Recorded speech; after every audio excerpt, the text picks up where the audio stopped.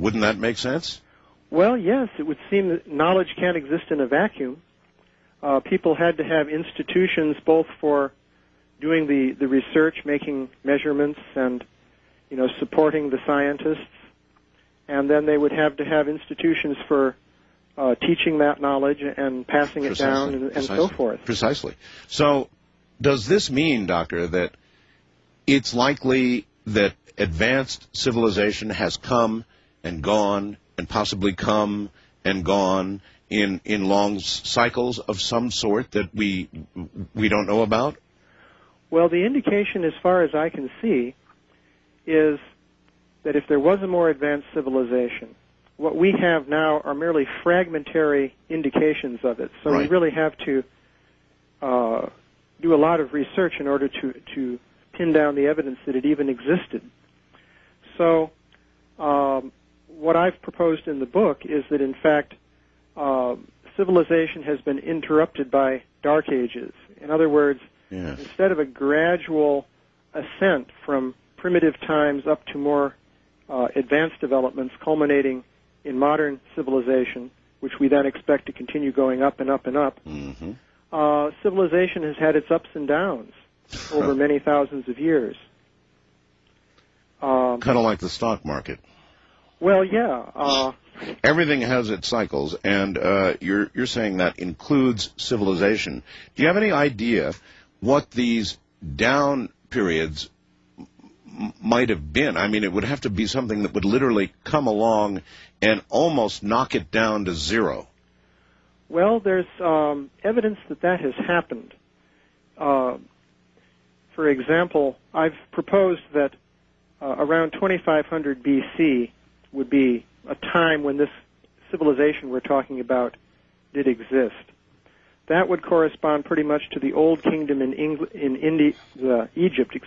Egypt, okay. Yeah, and in India, there's what was called the Indus Valley Civilization, which flourished around, let's say, 2300 BC,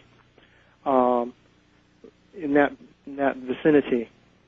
So what happened is, we know historically the Indus Valley Civilization apparently died out, and it died out to such an extent that city life basically stopped in the area of India and Pakistan where that civilization flourished.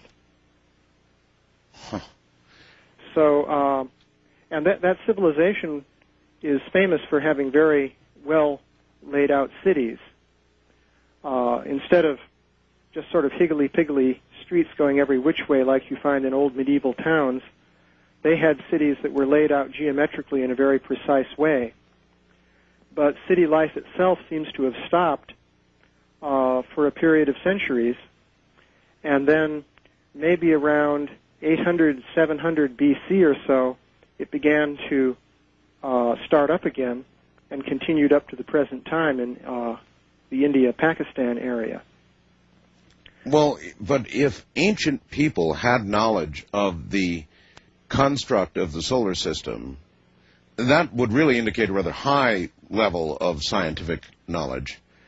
Yes, the remarkable implication is that at least if they knew in the same way that we know today, they had to have the technology of telescopes and various scientific ideas based on how to use them and how to measure distances in the solar system. All of this would give, I would think, religious scholars and fundamentalists a bit of a difficult time because, of course, they have their own way of looking at all this, Adam and Eve and Garden of Eden and the ejection and on from there, and the whole story told in the Bible. I mean, this predates that so far that it would be a problem, wouldn't it, for religious institutions to grasp what you're saying? Well, in one sense, I suppose some religious institutions would find it to be more or less in agreement with their views. Oh? I mean, even if you look at Christian fundamentalism, which, just since you mentioned that, they have the idea that before the flood there was a more advanced civilization that got wiped out. So, and I'll just mention offhand, it's sort of a coincidence, but the story of the flood comes up in talking about this date of 3000 BC, which is something we can also come to. But the real objection to this kind of idea concerning ancient civilization really comes from modern scholarship. The basic standpoint of modern scholarship is that if you go back, let's say, to the known classical period, the time of the Greeks and the Romans and Yes. the Babylonians and so forth, people were pretty scientifically undeveloped in those days. And then, if you go back further, they must have been even more scientifically undeveloped. So there's a tendency to argue that if there is evidence that they were more advanced, there must be something wrong with that evidence. So it argues it's like forbidden archaeology. Then it's the scientists who would be most upset if they had to come to terms with what you believe to be true. Yes, basically. And there are political factors involved in this, too. In forbidden archaeology, we introduce the concept of the knowledge filter, which is that knowledge that disagrees with the predominant paradigm tends to get filtered out. Right. So we're dealing with something similar in this case. And from a political standpoint, one of the motives behind the filtering process in this case is the tension between the cultures of the East, India and so forth, and of the West. So there's a tendency, for example, from people on the side of people in India to say, well, our civilization is very glorious and it goes back a very long time, whereas there's a tendency to say, well, this is actually just due to their national pride, and it doesn't really go back so far. In fact, it doesn't go back as far as our civilization. Well, if we go back to the religious discussion for a moment, I think that it is widely believed that the flood was a result of angels down here messing around with earth women and God getting upset and saying, okay, flood, that's it, everybody out of the pool, whatever. That's kind of what's believed, right? Basically. And so that is not, I would think, necessarily what you believe occurred, or is it? Oh, no.